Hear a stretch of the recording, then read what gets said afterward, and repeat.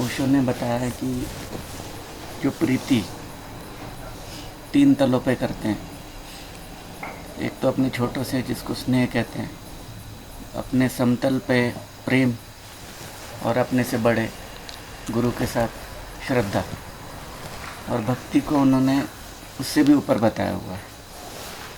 तो प्रश्न ये है कि ये तीनों तल करने होते हैं, साइमल्टेनियस होता है, और एक जगह पे वो कहते हैं कि भक्ति छलांग है। तो फिर इन तीनों को पार किया जा सकता है, ये क्या है, इसे समझना।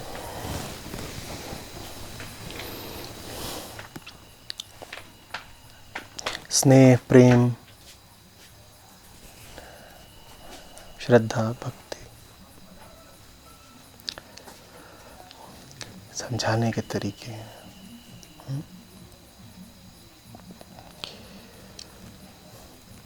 मन का मतलब होता है गति।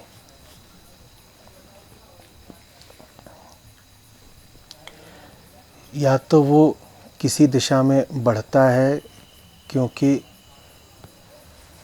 जो उसके सामने है वो उसे आकर्षक लग रहा है,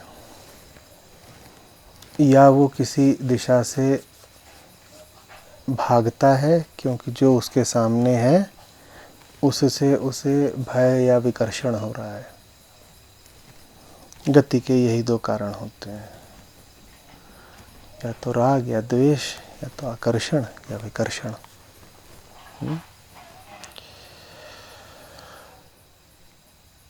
तो विषय के आधार पर समझाने के लिए भेद किया जा सकता है। उसी प्रकार का एक भेद आपके द्वारा पढ़े गए साहित्य में उल्लिखित है।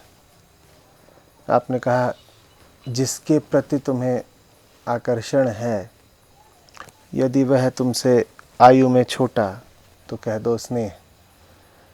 जिसके प्रति तुम्हें आकर्षण है, यदि वह आयु में समतुल्य तो कह दो प्रेम। और यदि तुम्हें लगे कि तुमसे ऊंचा इत्यादि, कोई वृद्ध, बुजुर्ग अथवा गुरु, तो कह दो श्रद्धा। और फिर वही आकर्षण अगर भगवत्ता के प्रति हो जाए तो कह दो भक्ति। ये कोई मौलिक विभाजन नहीं है, समझाने की बात, इसमें कुछ नहीं। जिस तरीके से यहाँ पर प्रेम के 4 तल कर दिए गए हैं, आप वैसे ही भय के भी फिर 4 तल कर सकते हो। बांटने के आधार बहुत मिल जाएंगे। मन तो यूं ही तमाम तरह के विभाजनों में, बंटवारों में, भेदों में यकीन रखता है, तो बांटने के आधार बहुत मिल जाएंगे खोजने लग गए तो। यहाँ पर बांटने का आधार किसको बनाया गया है? आयु को। और भी किसी आधार पे बांट लो, बांटना बड़ी बात नहीं है। बड़ी बात है तमाम तरह की गतियों, तमाम विभिन्नताओं में एकत्व देखना, उनमें साझा क्या है ये देखना। क्या उन्हें पृथक करता है, ये तो बात स्पष्ट ही है। आज भोजन में भिंडी बनी हो, आलू बने हो, तुम भिंडी की ओर बढ़ो तो कह दो ये भ प्रेम है। तुम आलू की ओर बढ़ो, तुम कह दो ये अप्रेम है। तुम बैंगन की ओर बढ़ो, तुम कह दो ये ब प्रेम है। तो तुमने बांटने का एक और आधार तैयार कर लिया ना। बांटने के तो कितने भी आधार हो सकते हैं। मन दुनिया भर के विषयों की ओर लालायित रहता है, और उन विषयों को बहुत आधारों पर वर्गीकृत किया जा सकता है, बांटा जा सकता है। ये कोई बड़ी बात नहीं है। तुम ये देखो कि क्या है जो साझा है, क्या है जो अलग अलग में भी एक है, वो महत्वपूर्ण है। तुम बच्चे की ओर आकर्षित होते हो, चाहे बड़े की ओर आकर्षित होते हो, पूछो अपने आप से कि मन किधर को भी चलता क्यों है? चाहे बच्चे की ओर चले, चाहे बड़े की ओर चले, चाहे शराब की ओर चले, चाहे भगवान की ओर चले, मन चाहता क्या है वो सूत्र खोजो। ये ना कहो कि मन की दो प्रकार की चालें हैं, एक शराब की ओर और एक प्रसाद की ओर। इस बात में बहुत उपयोगिता नहीं है। समझना चाहते हो मन को तो ये समझो कि मन मैखाने की ओर या देवालय की ओर क्यों बढ़ता है, चाहिए क्या उसको।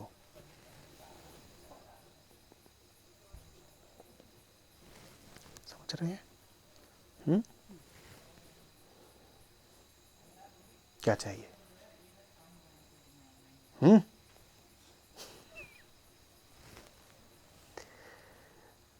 50 चीजें चाहिए, ये तो स्पष्ट ही है। तुम्हारी जो टू डू लिस्ट है, कामों की जो फेहरिस्त है, उसमें कितनी चीजें अंकित हैं? 50। और 50 माने 1 2 3 4 5 6, 50 विभाजन, 50 नाम माने 50 भेद, है ना।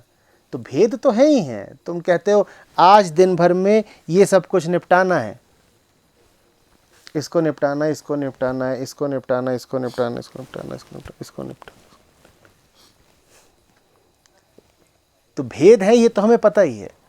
उन भेदों को संग्रहित करके एक साझा नाम देने से, उन भेदों के अलग अलग वर्ग बना देने से कोई बहुत लाभ नहीं होगा।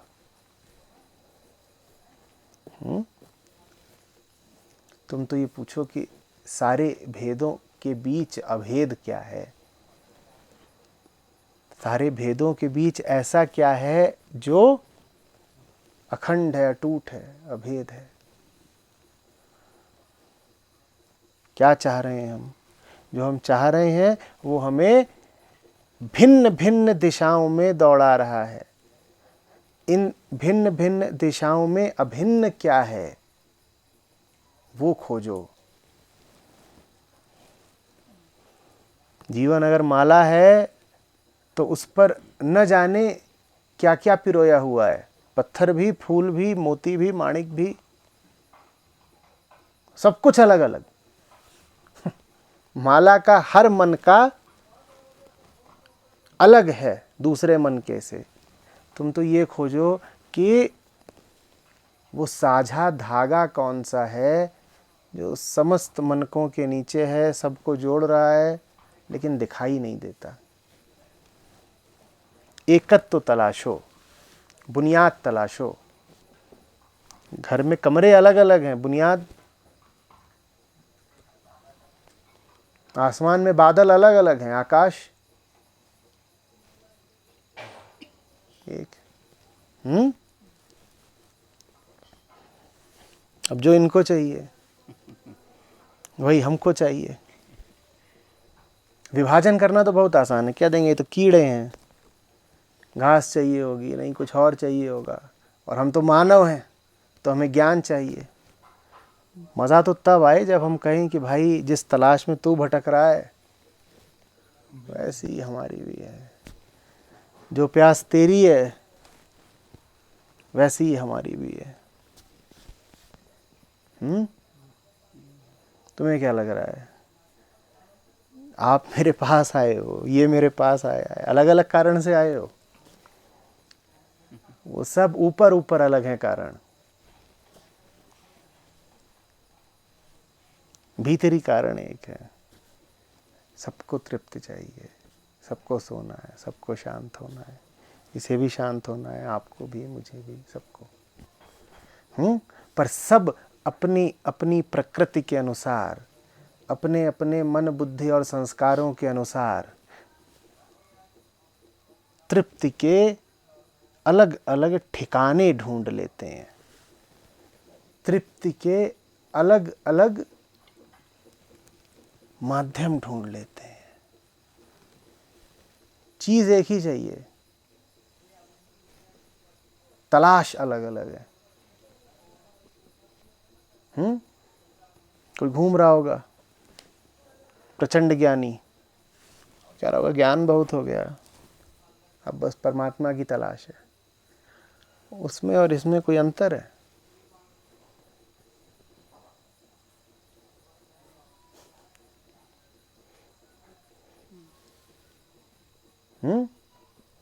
तुम नादान होगे अगर तुम कहोगे कि ये कोई सत्संग सुनने थोड़ी आया है। वो भी यहाँ ठीक इसीलिए आया है जिसलिए तुम आए हो। सतही बात देखोगे तो कहोगे ये कीड़ा है, हम जीव हैं, इंसान है। वो सारा भेद सतही है। भीतर भीतर एक मन है प्यासा सबका। और एक ही रस चाहिए सबको, उसी सबकी प्यास बुझेगी। आपने श्रद्धा और भक्ति की बात की, तो गुरु को कैसे जान सकते हैं, गुरु को कैसे पा सकते हैं, श्रद्धा से या भक्ति से? दोनों में भेद क्या है?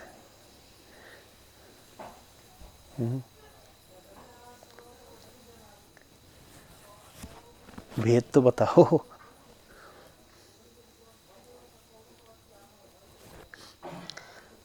तुम कह रहे हो कि ऐसे पाएं कि वैसे पाएं, तो तुमने दो रास्तों में कोई अंतर देखा होगा तभी पूछ रहे हो कि दोनों रास्तों में श्रेयस्कर कौन सा है? श्रद्धा, विश्वास और भक्ति, जब हम उनके लिए कुछ कर्म करते हैं।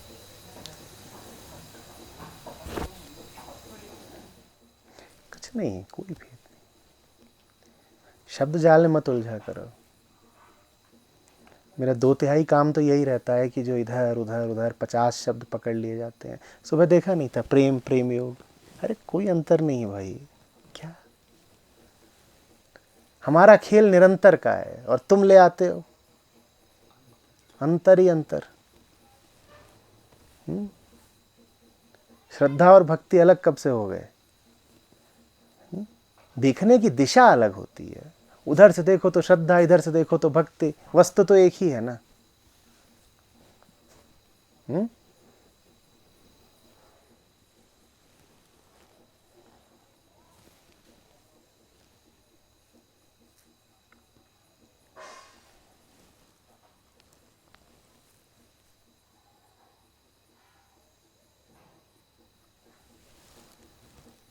तुम नहीं पाओगे गुरु को, ना श्रद्धा से ना भक्ति से। गुरु को मौका दे कि तुम्हें पाले। समझे बात को? ये ऐसी सी बात है कि कोई पूछे कि परमात्मा कैसे पकड़ा जाता है? मछली पकड़ने के जाल से या रस्सी इत्यादि से? उसे रस्सी फेंक के पकड़े, फंदा डाल के, या मछली का जाल बिछा दें तो वो पकड़ में आएगा? ना ऐसे आएगा ना वैसे आएगा। तुम तो यही प्रार्थना करो कि जब वो तुम्हें पकड़े तो तुम बहुत शोर न मचाओ, हाथ पांव न फेंको, छटपटाओ नहीं, क्योंकि वो बड़ा सम्मान करता है तुम्हारा। ज्यादा छटपटाओगे तो छोड़ देगा। वो कहेगा भाई जब तेरी मर्जी ही नहीं तो बलात् थोड़े ही तेरा आलिंगन करूंगा।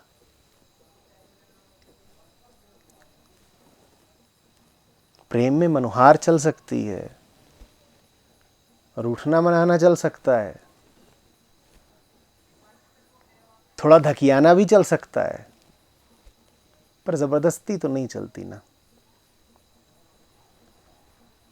ये मत पूछो कि हम गुरु को कैसे पाएं। जब गुरु तुम्हें पाले तब छिटक के भाग मत जाना, इतना बहुत है।